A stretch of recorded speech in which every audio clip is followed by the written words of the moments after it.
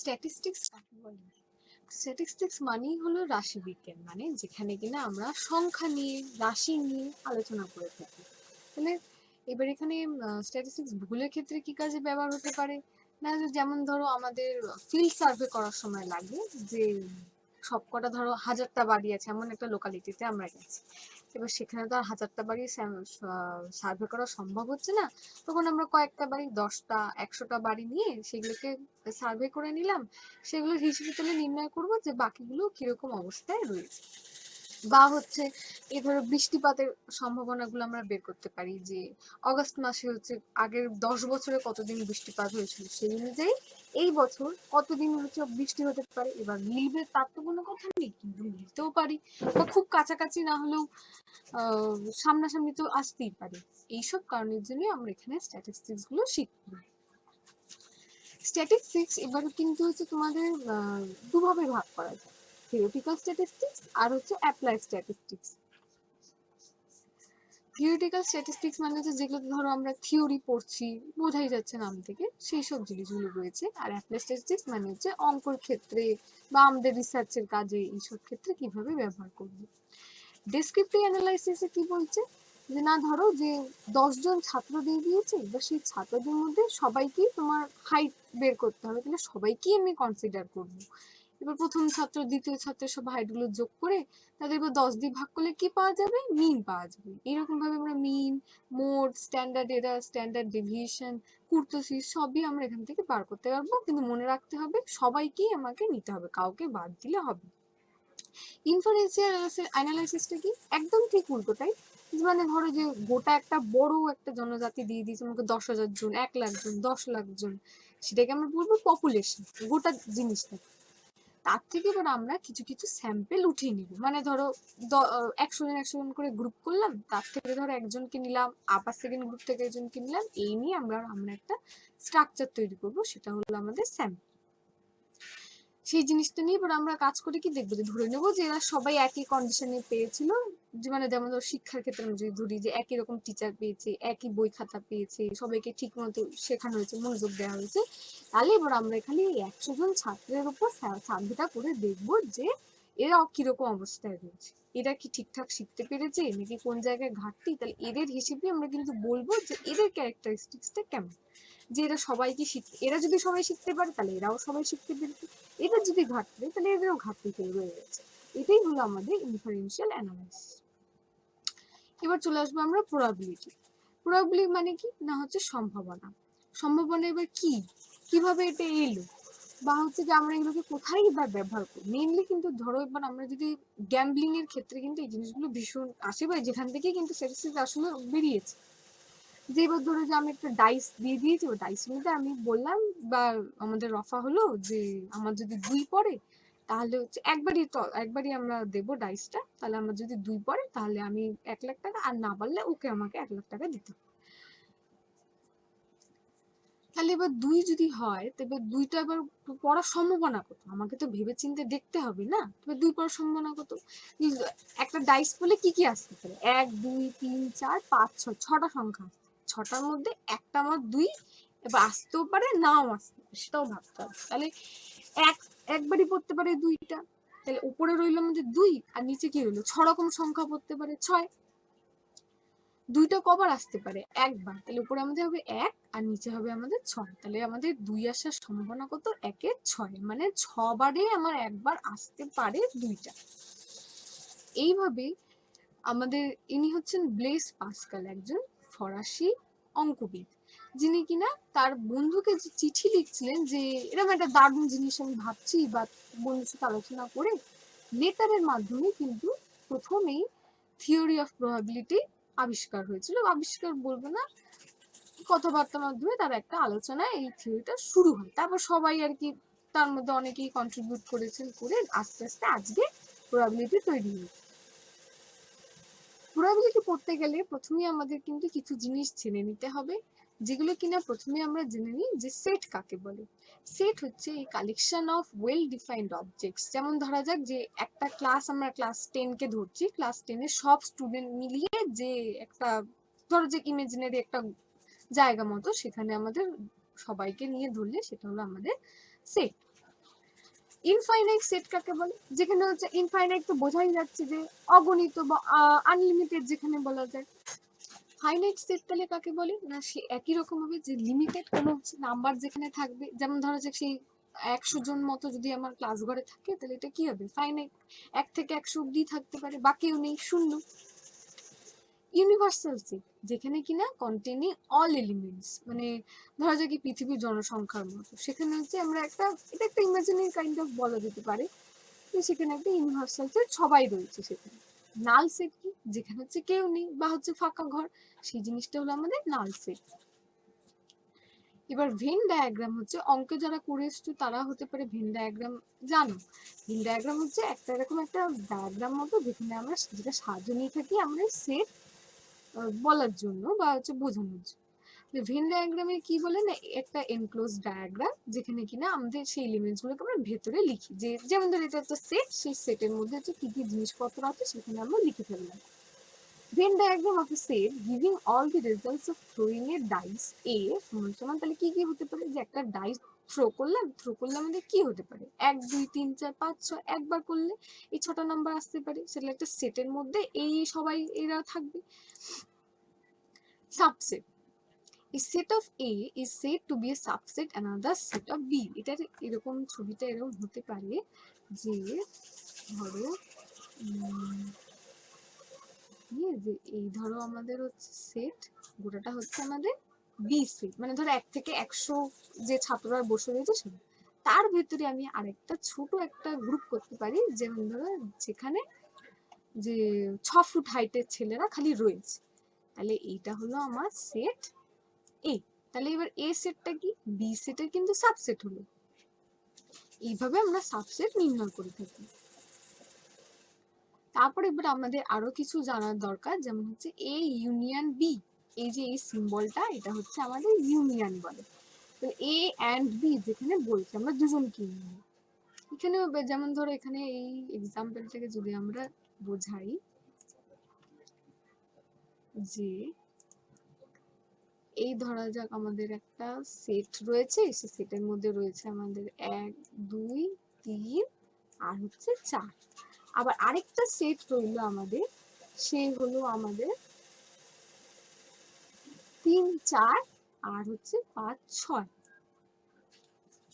এবার এখানে আমাদের কি কি আছে? প্রথমটা 1 2 3 4, দ্বিতীয়টা হচ্ছে আমাদের 5 6। এবার যদি আমাকে বলে এ আর বি এরা দুজনকে নিয়ে বলো তো কে কে রয়েছে, তাহলে কি কি হতে পারে আমাদের? 1 2 3 4 5 আর 6। কিন্তু আমরা যদি এরকম ভাবে আমরা যোগ করতে গেলে কি হবে বলতো? এইটাও একটা যোগ চলে আসবে, আবার এইটাও একটা, তাহলে কি হবে? 3 আর 4 এর একটা রিপিট চলে আসবে। সেইটাকে বাদ দেওয়ার জন্য আমরা কি করব, যে এই সেটটা প্লাস এই সেটটা থেকে এই কমন জিনিসটা একবার বাদ দিতে, সেটাই দেখো ফর্মুলাতে লেখা আছে যে P of A or B সমান সমান পি এ ইউনিয়ন বি, সেটাকে কি লেখা যায়? Probability of A plus probability of B minus তাদের কমনটা আমরা একবার বাদ দিই। ইন্টারসেকশনটা মানেই কিন্তু আমাদের হচ্ছে এ অ্যান্ড বি, এটা হবে যে ইন্টারসেকশন থেকে তাহলে কি হবে, যে এইটা যোগ করব এইটা যোগ করব, তার থেকে হচ্ছে যেটা আমাদের ছিল, যে মানে এটা যেটা এদিক ওদিক করলে এটা চলে আসবে, যে probability of A probability of B, তার থেকে এবার এটা এদিকে চলে গেল যে পি এ ইন্টারসেকশন বি, আর এই যে এ ইউনিয়ন বিটা এদিকে চলে আসলো P of A union B. ঠিক আছে, খালি এই জায়গাটাকে আমরা বুঝাচ্ছি যে এটা বার করার জন্য আমরা কি ব্যবহার করতে পারি। তারপর হলো আমাদের meaning of A minus B, সাধারণ বিষয়, যেটুকুনি কমন জায়গা আছে সেটা আমরা হচ্ছে এর যে টোটালটা ছিল তার থেকে বাদ দিয়ে দেবো। যেমন এর মধ্যে যদি আমাদের 1 2 3 4 থাকে আর বি এর মধ্যে যদি 3 4 5 6 থাকে, তাহলে কমন কে পড়ছে? 3 আর 4। সেটাই এবার আমরা এ মাইনাস বি বলে 1 2 3 4 এর থেকে 3 4টা বিয়োগ করে দেবো, তাহলে কে রইলো? খালি 1 আর 2। আবার ধরা যাক বলছে যে meaning of A join B, তাহলে হচ্ছে যে এ ইন্টারসেকশন বি অথবা হচ্ছে এ ইউনিয়ন বি সমান হচ্ছে 5 বা হচ্ছে নাল, যে কিছুই নেই এদের মধ্যে কমন। 3 5 7 না এদিকে আছে, এদিকে আছে 2 4 6, আর মাঝখানেও কেউ পড়ে না, আবার যোগ করলেও এদের মধ্যে কোনোটাই কমন নেই, সেই হয়ে গেল আমাদের এ ডিসজয়েন্ট বি। তারপর হলো আমাদের কমপ্লিমেন্টারি সেট। এটার মধ্যে কি যে মানে একটা পুরো ঘর, যেমন ধরো ইউনিভার্সাল সেট আমরা ধরছিলাম না, তার মধ্যে যদি এ সেট বলি তার কমপ্লিমেন্টারিতে কি হবে, বাদ দিয়ে এ কে বাদ দিয়ে বাকি যারা সবাই আছে তারা সবাই হবে এ কমপ্লিমেন্ট। এবার চলে আসবো আমরা কম্বিনেশন। এখানে আমাদের প্রবাবিলিটি জানতে গেলে এই কম্বিনেশন আর পারমুটেশন দুটো জিনিস আমাদের ভালো করে জানতে। কম্বিনেশন কি বলছে যে a combination of n different objects taken r at a time is a selection of r out of the n objects without uh, given to the attention given to the order of arrangement. This is denoted by the symbol n c r সমান সমান n এগুলো into, হ্যাঁ, n into n minus 1 into n minus 2 up to n minus r plus 1 by হচ্ছে r factorial। এবার factorial আমরা কি করে বার করি? ফ্যাক্টোরিয়াল আমরা বার করতে পারি যে যেমন ধরো n ফ্যাক্টোরিয়াল, ঠিক আছে, ফ্যাক্টোরিয়াল মানেটাই হচ্ছে তোমার n into n minus 1, তারপর হবে তোমাদের n minus 2, এভাবে। যদি আমরা কোনো সংখ্যা দিয়ে বলছি, যেমন ধরো যদি বলি আমি 5 ফ্যাক্টোরিয়াল, সরি, এটা কি করে হবে 5 into 4, এটা না আপ টু 1 অবধি যাব আমরা, 5 into 4 into 3 into 2 into 1, ঠিক আছে, এইভাবে আমাদের ফ্যাক্টোরিয়াল বার।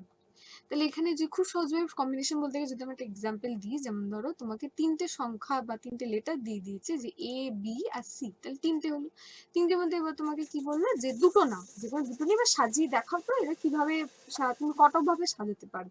তাহলে এটা তিনটে নিচে দিয়েছে আমাদের, এন এর জায়গায় বসবে আমাদের তিন, আর বসবে কম্বিনেশন বলে দিয়েছে আমাদের, তাহলে সি, আর হচ্ছে কত ভাবে সাজাতে বলেছে বা কটা নিতে বলেছে আমাদের দুটো, দুটো হবে, তাহলে 3c2। এবার 3c2 কে আছে আমরা কিভাবে লিখতে পারি, যে 3c2 এইভাবে আমরা লিখবো। তাহলে এটা কি হবে বলতো, উপরে যাবে আমাদের n ফ্যাক্টোরিয়াল মানে হচ্ছে 3 ফ্যাক্টোরিয়াল বাই হচ্ছে r ফ্যাক্টোরিয়াল, এটা হচ্ছে আমাদের r মানে হচ্ছে 2 ফ্যাক্টোরিয়াল ইনটু এখানে একটা হয় যে n মাইনাস r ফ্যাক্টোরিয়াল মানে 3 মাইনাস 2 ফ্যাক্টোরিয়াল হবে, সরি, যে তাহলে উপরে রইলো আমাদের তাহলে 3 ফ্যাক্টোরিয়াল মানে কি 3 ইনটু 2 ইনটু 1, আর নিচে রইলো আমাদের 2 ফ্যাক্টোরিয়াল মানে হচ্ছে 2 ইনটু 1, আর আমাদের 3 মাইনাস 2 মানে কি 1 ফ্যাক্টোরিয়াল মানে কত হবে 1, তাও আমরা এখানে লিখি। তাহলে 2 কেটে গেল, 2 কেটে গেল, 1 এর যদি দরকার নেই এটা কেটে গেল, আর এখানে তো 1ই ছিল, তাহলে আমাদের উত্তর কত হবে 3, এই আমাদের 3 এসছে। এইভাবে আমরা বার করি। পারমুটেশন কি বলছে না, permutation of n different objects taken r at a time is a selection of r out of the n objects with attention given to the order of arrangement। মানে কি এখানে কিন্তু আমরা যে অ্যারেঞ্জমেন্টটা হচ্ছে কিভাবে সাজানো হয়েছে সেটা কিন্তু আমরা দেখবো, ওখানে কিন্তু আমরা দেখছিলাম না। এখানে কি বলছে, যেমন ধরে তোমাকে আবার সেরকম তিনটে লেটার দিয়ে দিয়েছে এ বি আর সি, তাকে বলছে দুটো করে নি, এবার এই দুটো করে সাজানো গুলো কি হতে পারে A B B A C, ওখানে কি ছিল যে মানে একভাবে সাজিয়ে ফেলি, এ বি মানে আমি যেভাবে বি এভাবে ঘুরিয়ে সাজাবো সেটা হবে না, কিন্তু এ বি মানে নিয়ে ফেলেছে দুজনকে ব্যাস একবার। এখানে কিন্তু আমরা এ বি এর সাথে বিও কেও নিতে পারবো, এ বি বি এখানে স্বাভাবিকভাবে বেড়ে যাচ্ছে permutation, A B B A, তারপরে এবার এসিও আমরা করতে পারি, আবার সি আবার বিসি এবং সি। এবার এনপিআর এর ফর্মুলাটা কিভাবে হয়, যে এনপিআর এর ফর্মুলাটা আমরা যদি দেখি যে এন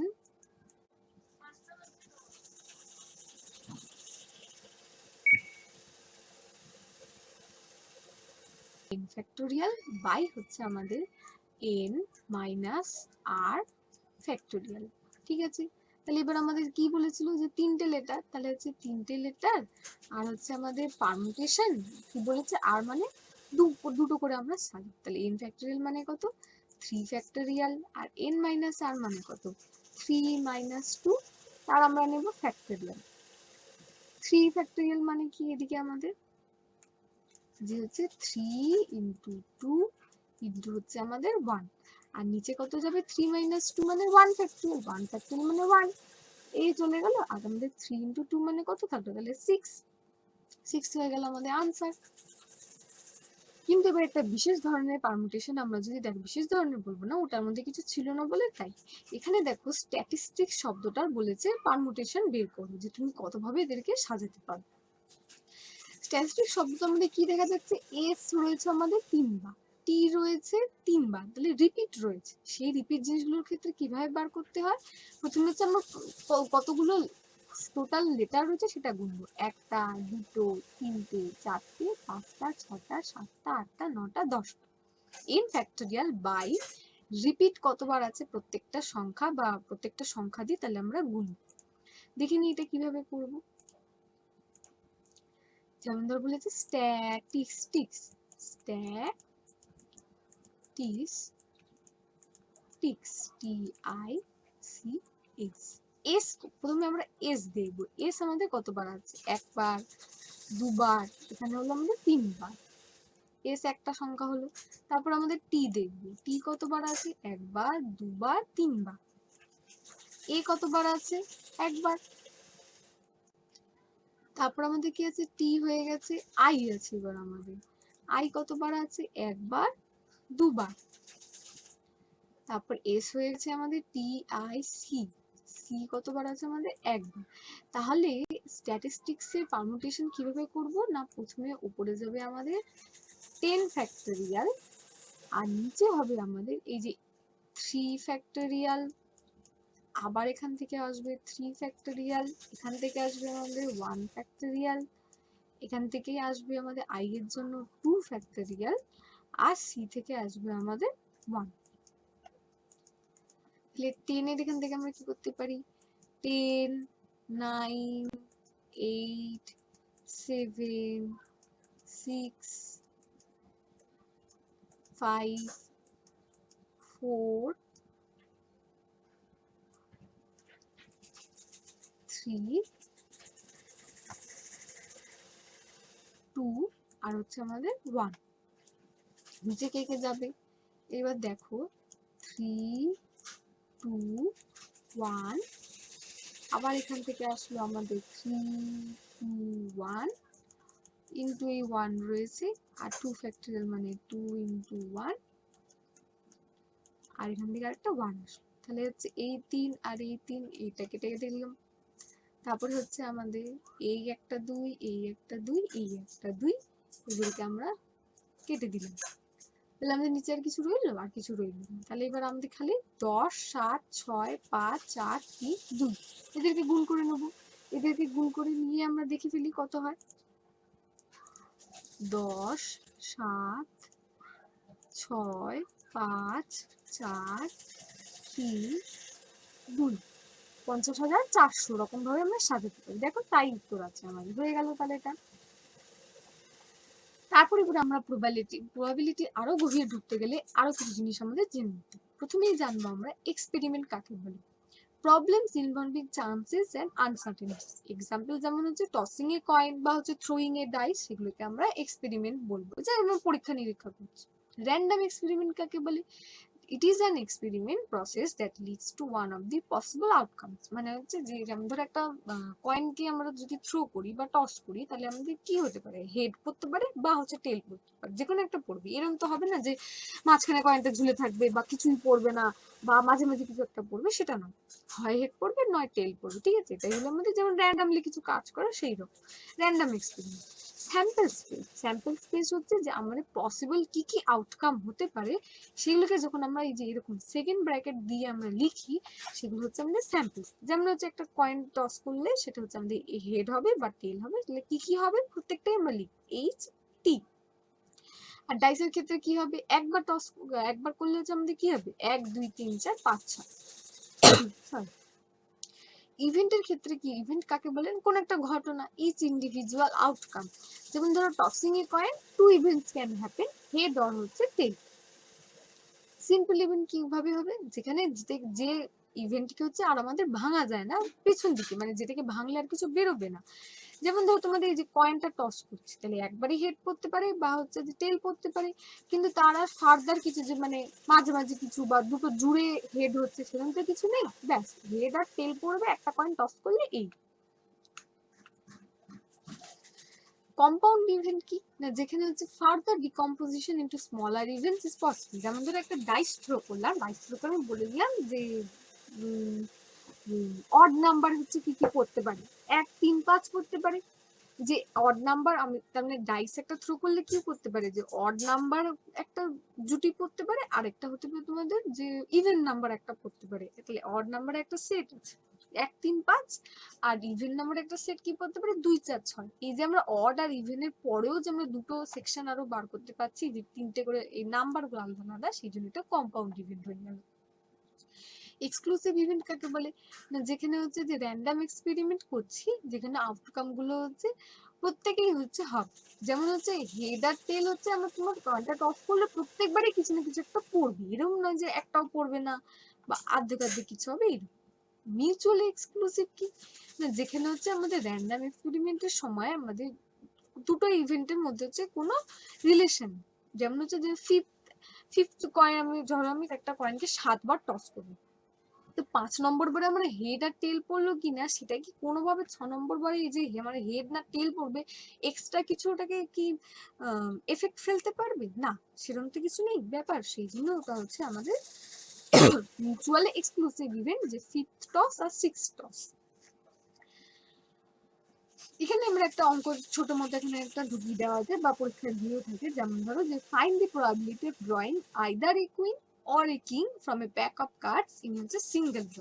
সিঙ্গেল ড্র যখন আমি একটা কার্ড বের করছি সেখানে সেটা হয় কুইন হবে নয়তো একটা কিং হতে পারে, এবার দুটো একসাথে হবে এরকম তো কখনোই না। সেই জন্য এরা কিন্তু হয়ে গেল আমাদের mutually exclusive event.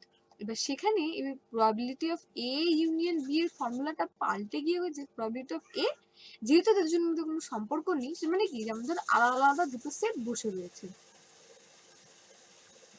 Disjoint event যেমন আমরা বললাম যে এই হলো আমাদের কিং পড়ার সম্ভাবনা, আর এই ধরে আমাদের হচ্ছে কুইন পড়ার সম্ভাবনা, এর সাথে এর কোনো সম্পর্ক নেই। সেই জন্য হচ্ছে এর ইভেন্টটা আমরা যোগ করব আর এর ইভেন্টটাও আমরা যোগ করব, করে আমরা শুধু খালি যোগ করে দিয়ে আমরা পেয়ে যাব যে প্রবাবিলিটিটা টোটাল কত।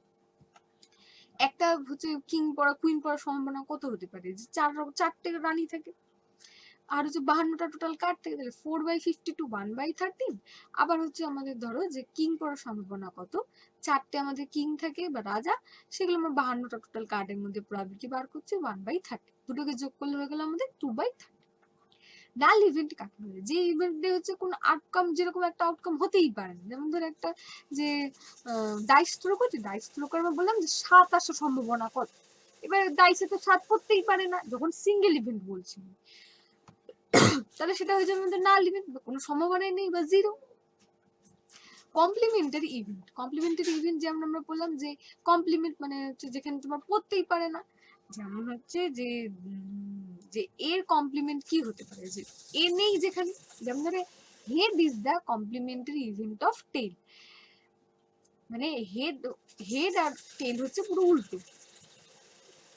প্রবাবিলিটি ডিস্ট্রিবিউশন, এবার প্রবাবিলিটি ডিস্ট্রিবিউশন আমরা কেন করে থাকি, যেখানে হচ্ছে যে আমাদের যে কোনো একটা ঘটনা দিয়ে দিয়েছে সেগুলোকে আমরা যদি পরপর সেটাকে যেন এক্সপ্যানশন মানে পরপর ভাবে, যেমন ধর 10টা কয়েন দিচ্ছে, 10টা কয়েনে এবার তুমি যদি হচ্ছে বের করতে দাও যে এইচ পড়লো বা হচ্ছে টি পড়লো, যে যেমন ধরো প্রথমে আমরা একটাই টস করবো, সেই একটা টসের থেকে প্রথমে হচ্ছে একটা হেড একটা টেল, আবার এই যে হিটটা বললো এই কয়েনটাকে আবার আমরা একবার টস করলাম, 10 বার করছি আমরা, হ্যাঁ এইচ বেরোলো টি বেরোলো, আবার এই এটারও একবার আমরা প্রবাবিলিটি হতে পারি এইচ আর টি, কত রকম প্রবাবিলিটি হতে পারে। এইগুলোকে আমরা যদি ধরো দুবারই আমরা টস করছি, এটা একটা প্রবাবিলিটি এইচ এইচ একটা হলো, টি টি একটা হলো, এটা হলো আমাদের একটা, টি এইচ একটা হতে পারে, এটা একটা হলো, টি টি একটা হতে পারে, সেইটা আমাদের একটা হলো। আবার দেখো তাহলে আমাদের 4 রকমের প্রবাবিলিটি হতে পারে দুবার টসফুল। তাহলে এটা আমরা যত আরো ফার্দার করব, যত আমরা আরো ফার্দার করবো, তত আর এটা যে একটি বিচ্ছিরি হয়ে যাবে, এগুলোকে হাতে গোনাও সম্ভব না। এই জন্য আমাদের সেখানে দরকার পড়লে ডিস্ট্রিবিউশন, মানে একটা ফর্মুলার মতো দেবো, যেখান থেকে আমরা পরপর ডিজিট বসিয়ে বা কোনো একটা ক্যালকুলেশন করে আমরা ফাইনাল আনসারটা বের করতে পারি। এবার সেখানে এবার র্যান্ডম ভেরিয়েবল দরকার পড়ছে, সেখান থেকে তারা কিরকম হবে, ডিসক্রিট আর কন্টিনিউয়াস। ডিসক্রিট মানে হচ্ছে গোটা গোটা সংখ্যা, যেমন ধরো একটা গোটা 1, একটা 2, 3, 4, 5, 6। আর কন্টিনিউয়াস মানে কি পয়েন্টের সংখ্যা, বা মাঝে মাঝে কি, যেমন ধরো 1.2, এগুলো কি ওয়েটের উদাহরণ হতে পারে। কন্টিনিউয়াস যেমন 1.2 হতে পারে, কারো 10.2 হতে পারে। কিন্তু ডিসক্রিট মানে কি ঘরে কটা ছেলে আছে, 1.2 তো তার ছেলে হতে পারবে না, বা 1.5 টা তার মেয়ে হতে পারবে না, গোটা হয় 2টো ছেলের 5টা মেয়ে আছে, এরকম ভাবে হবে, সেগুলো হচ্ছে ডিসক্রিট। প্রথম আমরা ডিস্ট্রিবিউশনটা পড়বো, দ্য বাইনোমিয়াল ডিস্ট্রিবিউশন। বাইনোমিয়াল ডিস্ট্রিবিউশনটা হচ্ছে যেখানে হচ্ছে আমাদের গোটা গোটা সংখ্যা পড়ে। যেমন ধরে যে কয়েন টস করছি, তাহলে কয়েন টসের সময় আমরা কি হতে পারে, যে একটা গোটা হেড পড়বে বা হচ্ছে একটা গোটা টেল পড়বে। মাঝামাঝি তো আমরা হেড আর টেলে মাঝখানে এইচ পয়েন্ট একটা 2 জিনিসপত্র বেরিয়ে পড়লো, এইসব তো আর হবে না।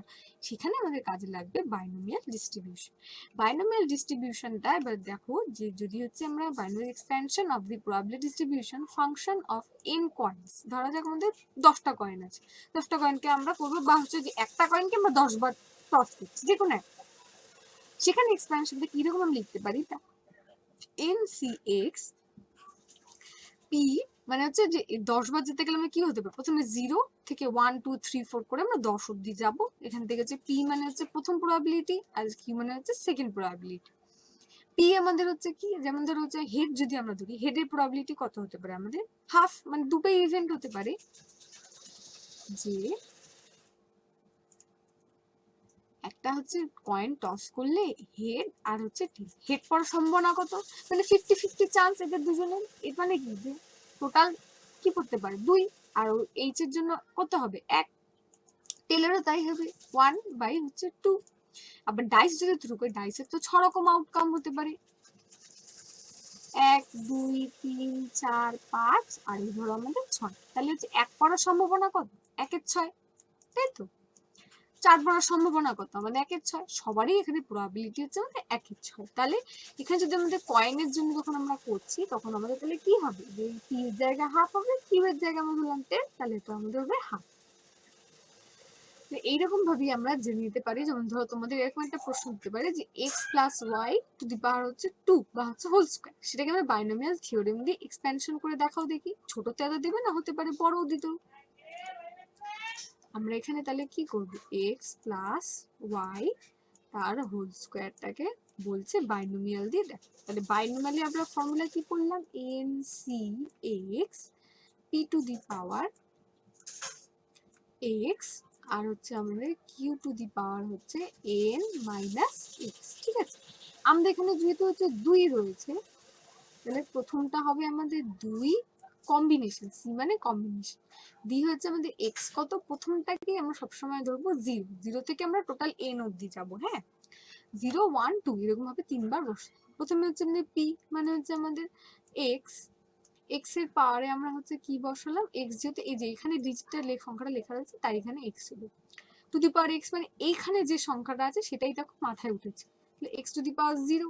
q মানে এখানে আমাদের হচ্ছে y, y দিয়ে n মানে হচ্ছে টোটাল আমাদের কত 2 বিয়োগ x কত এখানে আমাদের 0। তাহলে প্রথমটা এখানে 2c0 মানে হচ্ছে কি হতে পারে, আচ্ছা দাঁড়া আমরা প্রথমে এক্সপ্যানশন গুলো লিখি। তারপরেটা তাহলে কি হবে, 2c, এখানে আসবে আমাদের 1, x টু দি পাওয়ার হচ্ছে, তাহলে এখানে হলো আমাদের 1, আর y টু দি পাওয়ার হচ্ছে 2 মাইনাস 1 মানে কত হয় 1। তারপরটা কি হবে, 2c2, x টু দি পাওয়ার হলো আমাদের 2, আর y টু দি পাওয়ার 1 মানে কি হবে, আর y টু দি পাওয়ার না মানে হচ্ছে y টু দি পাওয়ার যদি আমাদের 2 এর থেকে আমরা কি করব, এই সংখ্যাটা হচ্ছে বাদ দিতে, 2 মাইনাস 2 কত হয় 0। এবার আমাদের কম্বিনেশন আমরা জানি, কম্বিনেশন কি ছিল, প্রথমে আমাদের 2 ফ্যাক্টোরিয়াল মানে হচ্ছে আমাদের 2 ইনটু 1, নিচে কি ছিল আমাদের r ফ্যাক্টোরিয়াল মানে হচ্ছে 0 ফ্যাক্টোরিয়াল। 0 ফ্যাক্টোরিয়াল কিন্তু 0 হয় না, 0 ফ্যাক্টোরিয়াল কিন্তু 1 হয়। 0 ফ্যাক্টোরিয়াল লিখলাম আমরা এখানে, আর তারপরে একটা কি হয় n মাইনাস r ফ্যাক্টোরিয়াল, মানে 2 মাইনাস 0 ফ্যাক্টোরিয়াল মানে টু ফ্যাক্টোরিয়াল মানে হচ্ছে আমাদের 2 into 1। X two the power হচ্ছে 0 মানে কি 1, 0 নয় কিন্তু কখন, তাহলে তো পুরো টার্মটাই 0 হয়ে যাবে। এক্স টু দি পাওয়ার 0 মানে আমাদের কিন্তু 1। আর হচ্ছে y টু দি পাওয়ার হচ্ছে 2 মাইনাস 0 মানে 2, মানে হচ্ছে y স্কয়ার বা হচ্ছে y টু দি পাওয়ার 2 বসলো। প্লাস হলো আমাদের 2c1 মানে এটা কি হচ্ছে আমাদের 2 ফ্যাক্টোরিয়াল আমরা লিখলাম 2 ইন্টু 1। আর হচ্ছে আমাদের এখানে কি হবে 1 ফ্যাক্টোরিয়াল মানে 1 ইন্টু হচ্ছে আমাদের n মাইনাস r মানে হচ্ছে 2 মাইনাস 1 ফ্যাক্টোরিয়াল মানে হচ্ছে 1 ইন্টু হচ্ছে x টু দি পাওয়ার 1 মানে কি x আর y মানে কি হচ্ছে y। আর এখান থেকে আমাদের 2c2 মানে হচ্ছে 2 ফ্যাক্টোরিয়াল মানে উপরে হচ্ছে 2 ইন্টু 1 বসলো, আবার হচ্ছে 2 রয়েছে তার মানে হচ্ছে r ফ্যাক্টোরিয়াল যেটা আমি বলে থাকি, তাহলে হচ্ছে 2 ফ্যাক্টোরিয়াল মানে কি 2 ইন্টু 1 ইন্টু আমাদের কত হতে পারে যে n minus r 2 minus 2 factorial মানে হচ্ছে 0 ফ্যাক্টোরিয়াল, 0 ফ্যাক্টোরিয়াল কত হয় আমাদের 1। তাহলে ইন্টু হচ্ছে তাহলে কত হবে, আর এখানে কি রইলো বাকি y টু দি পাওয়ার না x এর স্কয়ারটা রয়েছে, এখানে x এর স্কয়ার হলো আর y টু দি পাওয়ার 0 মানে কত হচ্ছে আমাদের 1। তাহলে এই টার্মটা আমরা ভেঙে দেখি, এটা কিন্তু 0 ফ্যাক্টোরিয়াল মানে 1, উপরে উপরে কেটে গেল, খালি আমাদের এখান থেকে y স্কয়ারটা রইলো, y স্কয়ার রইলো প্লাস 2 ইন্টু 1 মানে হচ্ছে 2, তাহলে হচ্ছে আমাদের 2 রইলো আর এখান থেকে আমাদের হলো xy প্লাস আমাদের এখান থেকে 2 আর 2 কেটে গেল আর এখানে খালি রইল আমাদের এক্স স্কয়ার। কি ছোটবেলায় এটা করেছিলে তো যে a plus b whole square কি হয় a square plus b square plus 2ab। এটা একটু এখান থেকে এক্সপ্যানশনটা করার জন্য উল্টে গেছে, তাহলে এটাকে আমরা কি লিখতে পারি X square plus Y square plus 2xy। ঠিক আছে, এইভাবে কিন্তু আসলে জিনিসটা এসেছে। ঠিক আছে, এই আমরা শিখে গেলাম একটা জিনিস। তারপর আসলো আমাদের আরেকটা distribution normal distribution. Normal distribution জিনিসটা কি না, যেটা আমাদের কিন্তু হচ্ছে সবসময় ব্যবহৃত হতে পারে, যে এটা একটা তোমার কার্ভের মতো ডিস্ট্রিবিউশনটাতে, যেখানে যেমন ধরো কন্টিনিউয়াস ক্ষেত্রে আমরা ব্যবহার করে থাকি। যেমন ধরো যে বাচ্চাদের আমরা হাইট মাপবো বা হচ্ছে ওজন মাপবো, সেগুলো কি হচ্ছে আমাদের কন্টিনিউয়াস হয়ে থাকে। সেই কার্ভটা মানে যে ডিস্ট্রিবিউশনটা কিরকম দেখতে থাকে বলতো, একটা স্ট্রেট লাইন হবে, সেখান থেকে এই কার্ভটা এরকম ভাবে উঠবে, বেল শেপের মতো হয়ে থাকে। ঠিক আছে, প্রথম এর প্রপার্টি, এর কিন্তু প্রপার্টি গুলো খুবই গুরুত্বপূর্ণ, সেগুলো জেনে রাখো ভালো করে। প্রথমটা কি বলছি, এটি সিমেট্রি। সিমেট্রি কথাটার মানে কি, যে মাঝখান দিয়ে আমরা হচ্ছে একটা যদি লাইন টাকি, তাহলে এই হাফটা যা হবে এই হাফটাও এক্স্যাক্টলি তাই, মানে ধরো এখানে একটা মিরর, তাই এখানে তুমি দাঁড়িয়ে আছো, তোমার ঠিক একদম রিফ্লেকশনটা এখানে পড়বে। এই পাশে যা যা এখানে যা যা প্রপার্টি আছে এই হাফটাতেও হচ্ছে ট্রাই প্রপার্টি থাকে, মাঝখান থেকে একে আমরা ইকুয়াল একটা হাফে ভাগ করতে পারি। এই গেল প্রথম প্রপার্টি।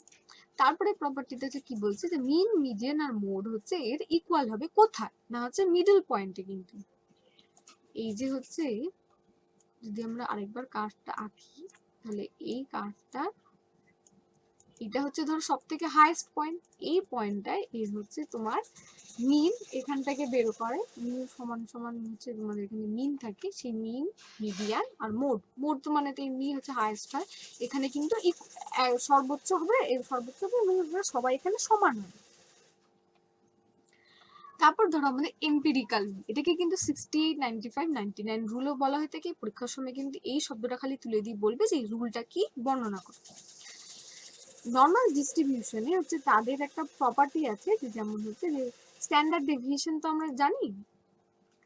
স্ট্যান্ডার্ড ডেভিয়েশনের সময় হচ্ছে আমরা যদি একে একটা এরকম কার্ভটা আঁকি, কার্ভটা আঁকলে হচ্ছে এই ধরো আমাদের হচ্ছে এখানে মিনটা হচ্ছে সবসময় কিন্তু মাঝখানে থাকে, মিন বলে একে। হ্যাঁ, স্ট্যান্ডার্ড ডেভিয়েশন ধরো আমাদের কোনো একটা মিনের থেকে হচ্ছে সেটা অবশ্যই ছোট হবে স্ট্যান্ডার্ড ডেভিয়েশন। তোমরা যে কোনো একটা এর আগে তো তোমরা মিন মিডিয়ান এসব পড়েছো, সেখান থেকে একটা জিনিস নিয়ে বা একটা প্লটে কিরকম করার চেষ্টা করবে, দেখবে তো কেমন আসে। যে মিউ হলো, এখান থেকে স্ট্যান্ডার্ড ডেভিয়েশন ধরো আমাদের এখানে আসলো 5 ধরো এটা, আর স্ট্যান্ডার্ড ডেভিয়েশন ধরো 2, এত বড় হবে না, তাও আমরা তর্কের খাতির দেখলাম 2 এদিকে গেলাম, আবার আমরা 2 এদিকে আসলাম। ঠিক আছে, তাহলে এবার এই যে এখান থেকে আসলো এই এত দূর অব্দি, এর মধ্যেই কিন্তু আমরা হচ্ছে এন অবজারভেশন, ধরা যাক 10টা অবজারভেশন নিয়ে আমরা এই জিনিসপত্রগুলো করছিলাম, যে মিন মিডিয়ান এসব বের করেছি। এই 10টা অবজারভেশনে 68% ডেটা এই জায়গাটার মধ্যেই কিন্তু হচ্ছে ফল করে যাবে। আবার ধরা যাক হচ্ছে 2 হচ্ছে টু স্ট্যান্ডার্ড ডেভিয়েশন মানে কি 2 ইনটু স্ট্যান্ডার্ড ডেভিয়েশন করলে এখানে হচ্ছে তোমাদের ধরো 4, এইখানে হলো 4, তাহলে হচ্ছে এই এখান থেকে এত দূর অবধি এর মধ্যে হচ্ছে আমাদের পুরো হচ্ছে 95% ডেটাটা হচ্ছে পড়ে যাবে। 10-এর 95% মানে হচ্ছে 9.5, মানে হচ্ছে প্রায় 9টা ডেটা বা 10টা ডেটা হচ্ছে তোমার এর মধ্যে পড়ে যাবে। আর লাস্ট হচ্ছে তোমাদের যে 3 ডিস্ট্রিবিউট বা হচ্ছে 3 স্ট্যান্ডার্ড ডেভিয়েশন অবধি, যেটা কিন্তু 6 হয়, এটা ইমাজিনারি বলে এখানে ম্যাচ করছে না, এর মধ্যে আমাদের এই ডেল কার্ভটা কিন্তু একটু বাইরে থাকবে। এর মধ্যে হচ্ছে তোমাদের বাকি যে মানে 99% ডেটাটা হচ্ছে ফল করে যাবে। ঠিক আছে, এই কাজটা দেখলে তোমরা তো সব ভালো করে বুঝে নিতে পারবে যে প্রথমে হচ্ছে এই 1 plus minus mu, plus minus mu মানে হচ্ছে মিন, মিনের হচ্ছে এদিকে মাইনাস হয় কমে আর এদিকে হচ্ছে আমাদের বাড়ে। এর মধ্যে আমাদের 68% ডেটা পড়ে যাবে। তারপর সেকেন্ড স্ট্যান্ডার্ড ডেভিয়েশন মানে এতটা রেঞ্জের মধ্যে হচ্ছে আমাদের 99% ডেটা পড়ে যাবে, এই 95% ডেটা পড়ে যাবে। আর এখান থেকে 3 স্ট্যান্ডার্ড ডেভিয়েশনের মধ্যে আমাদের হচ্ছে 99% ডেটা পড়ে যাবে। 1% বা সামান্য 0.3% এদিক ওদিক এখানে বাড়ে চলে যেতে পারে। এই স্কিউনেস বা হচ্ছে কুর্তোসিস, সেখানে হচ্ছে এর সাথে সম্পর্কটা কি নর্মাল ডিস্ট্রিবিউশনে, যে এগুলো হচ্ছে আমাদের নর্মাল ডিস্ট্রিবিউশনটা হচ্ছে যে একটা স্ট্যান্ডার্ড ধরে নেওয়া হয় তার থেকে কতটা সরে গেছে সেটা মাপার জন্য। Skewness measures the symmetry of A normal distribution, মানে যে এই যে আমরা সেটা বললাম না যে মাঝখান দিয়ে হচ্ছে ভাগ করলে এটা আর এটা হচ্ছে একই রকম হবে, সেটা কতটা রয়েছে, সত্যি কি রয়েছে নাকি একটু সরে গেছে না কতটা হয়েছে। নর্মাল ডিস্ট্রিবিউশন হলে কি সত্যি সত্যি ওটা সরবে না, সেটাই আমরা আর কি মেপে দেখাবো যে না এটা সত্যি সত্যি নর্মাল ডিস্ট্রিবিউশনের কাছেই রয়েছে, সেই হিসেবে হয়। সরি, আর কুর্তোসিস কি বলে না হচ্ছে সেই টেলটা হচ্ছে কতটা দূর এন্ডে গিয়ে রয়েছে বা হচ্ছে নর্মাল ডিস্ট্রিবিউশনের সাথে কিভাবে সেটা রিলেশনে রয়েছে সেটা ব্যবহার করে থাকে। বাইনোমিয়াল আর নর্মালের মধ্যে তাহলে প্রধান পার্থক্যগুলো কি কি হতে পারে না, বাইনোমিয়াল কিন্তু ডিসক্রিট ডিস্ট্রিবিউশন, মানে যেগুলো গোটা সংখ্যা 1 2 3 যেমন কয়েন টস করছি বা ডাইস টস করছি গোটা সংখ্যা পড়বে, সেই সব ক্ষেত্রে আমরা বাইনোমিয়াল ব্যবহার করবো। আর যেখানে নর্মাল ডিস্ট্রিবিউশন কি, যেখানে হচ্ছে কন্টিনিউয়াস ডিস্ট্রিবিউশন আছে, যেমন ধরো হচ্ছে যে হাইট মাপছি বা ওয়েট মাপছি, সেখানে নর্মাল ব্যবহার করব। দ্বিতীয় আমাদের ডিফারেন্স কি হতে পারে যে বাইনোমিয়ালে একটা কিন্তু ফাইনাইট রেঞ্জ রয়েছে, যেমন ধরো হচ্ছে যে ডাইস থ্রো করলে কত ধরনের প্রবাবিলিটি আমাদের বার হতে পারে বা কত ধরনের সংখ্যা পড়তে পারে, ঘুরিয়ে ফিরিয়ে 6টা পড়তে পারে। মানে একটা হচ্ছে ম্যাচ খেতে পারে কি যে 0, মানে একটাও ম্যাচ খেলো না, আমি যা প্রেডিকশন করলাম সেখান থেকে আমাদের হচ্ছে লাস্ট অব্দি মানে মিলেই গেল গোটা 1, এইরকম আমাদের কিন্তু বাইনোমিয়ালটা একটা ফাইনাইট রেঞ্জ আছে। কিন্তু নর্মাল ডিস্ট্রিবিউশন হচ্ছে ইনফাইনাইট, মানে হচ্ছে তার কোনো হচ্ছে শেষ নেই, এইরকম হতে পারে। আবার হচ্ছে বাইনোমিয়াল ডিস্ট্রিবিউশন হচ্ছে যে একটা স্বাভাবিক বোঝা যাচ্ছে যে যেহেতু এটা ইনফাইনাইট বা ডিসক্রিট সংখ্যা তো আসলে সংখ্যার জগতে হচ্ছে খুব কম, সেখান থেকে হচ্ছে কি হতে পারে বা এক্সপেরিমেন্টে কাজও হচ্ছে সেখানে কম, এটা লিমিটেড একটা জায়গা ইউজ করা যাবে, যেমন হচ্ছে কয়েন বা হচ্ছে তোমার ডাইস থ্রো করলাম সেসব কাজে। কিন্তু নর্মাল ডিস্ট্রিবিউশন কিন্তু বেশিরভাগ হচ্ছে রিয়েল লাইফ সিচুয়েশনের ক্ষেত্রে আমরা মাপার কাজে ব্যবহার করার কাজে আমরা ব্যবহার করতে। ঠিক আছে, এটা অবধি রইলো আজকের ক্লাস।